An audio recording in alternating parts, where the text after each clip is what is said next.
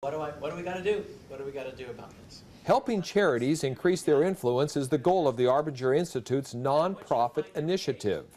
With financial assistance from the Forever Young Foundation and several philanthropic organizations, the seminar introduces nonprofits to the Arbinger language and sets the agencies on a clear path to meet the challenges ahead.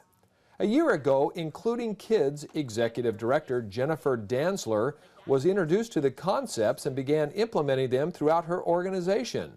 She admits at first she was a little leery, but says within the first hour of the program, she knew it was what her organization needed.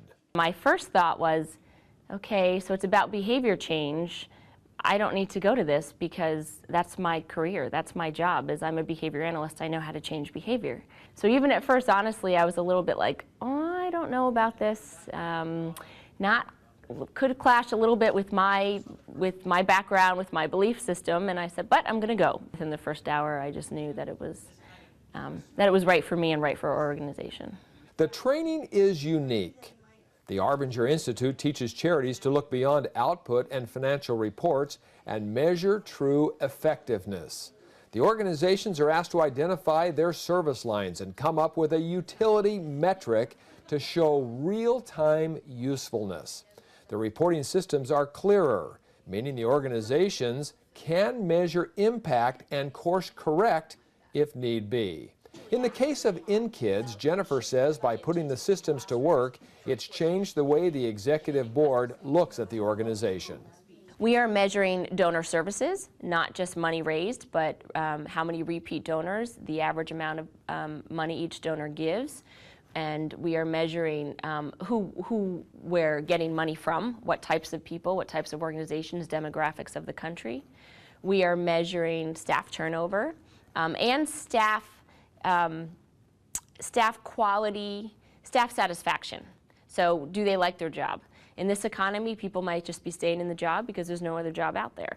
But I can't have an employee who doesn't want to be there working with a child with autism. I need my staff to want to be there, and so we're now measuring staff satisfaction. Jennifer is sending her entire staff through Arbinger training, not only to help facilitate the change in culture at InKids, but also to help her staff personally. There's one employee that I have here at this workshop that is not one of my supervisors, is not someone that I would send traditionally because of the supervisory level, but because I know she needs it personally, because she's just in a tough place right now. Gail Harney is attending the Arbinger seminar for a second time. As one of the founders of the Village Learning and Achievement Center, Gail understands caring for others is at the heart of their nonprofit. We were raised in a family where we were taught to respect our elders and respect our siblings. And even though it's a part of who we are, we sometimes lose sight of it in a workplace environment where we're under such pressure to produce. And that very first class made me more than conscious of how to say things that were going to be heard by the other person versus saying something where they were only going to hear my ranting. Marty Boone and her organization, Be an Angel, was first introduced to the Arbinger Institute 6 months ago.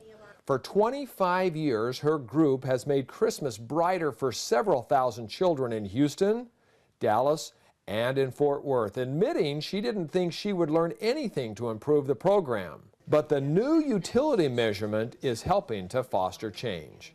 It's not about how many children we serve, it's about what results did those children gain from being served in the first place.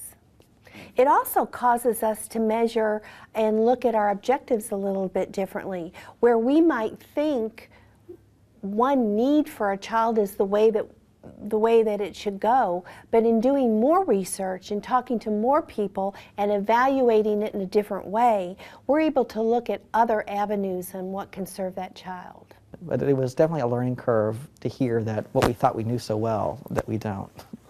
Corporate sponsorship is critical to the success of the nonprofit initiative. Companies like Administaff and NCAP Investments are tremendous supporters, underwriting scholarships for the nonprofits to attend. The question always is, what kind of impact is that charity making in that community? why should you give to this organization and not this organization? Because obviously there's limited funds. And you want to know that you are giving to the organization that's making the greatest impact into your various communities where you're investing in. And so by doing this, you're not just, as the old cliche says, you're not just giving somebody a fish, you're teaching them how to fish. So instead of me just giving $10,000 to a nonprofit for them to do a certain project, why not invest $10,000 into Arbinger and say, you can go through this, you can be trained, you can have your staff trained, you can have your board members trained, and totally transform your organization and make the greatest impact that you ever could through this, rather than this $10,000 which will be gone tomorrow and we may not see any impact. Administaff's given us money in the past. This has probably been one of the biggest gifts they've given us, because this isn't going to give us 1 year. This is going to keep giving us.